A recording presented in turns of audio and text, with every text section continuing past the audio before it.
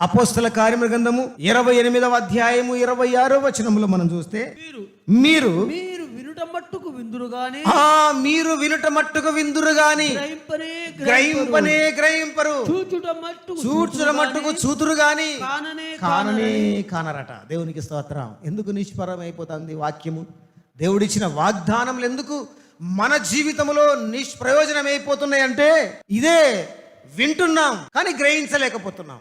దేవుడు కార్యాలు చేస్తాడని వింటున్నాం కానీ కార్యాలు చేసే దేవునికి మనం లోబడతలేము. మనం చూస్తున్నాం కానీ గ్రహించలేకపోతున్నాం, కానలేకపోతున్నాం. ఎందుకు కానలేకపోతున్నాం అంటే మన నేత్రాలు మనలో ఉన్నటువంటి కోరికల చేత అవి మూయబడ్డాయి కాబట్టి. మరి అబ్రహామును అన్ని విధాలుగా దీవించిన దేవుడు, ఆ దేవుడే ఈ రోజు మనతో మాట్లాడుతున్నాడు. ఆయనను దీవించిన దేవుడే మిమ్మల్ని అన్ని విధాలుగా నేను ఆశీర్వదిస్తానంటున్నాడు.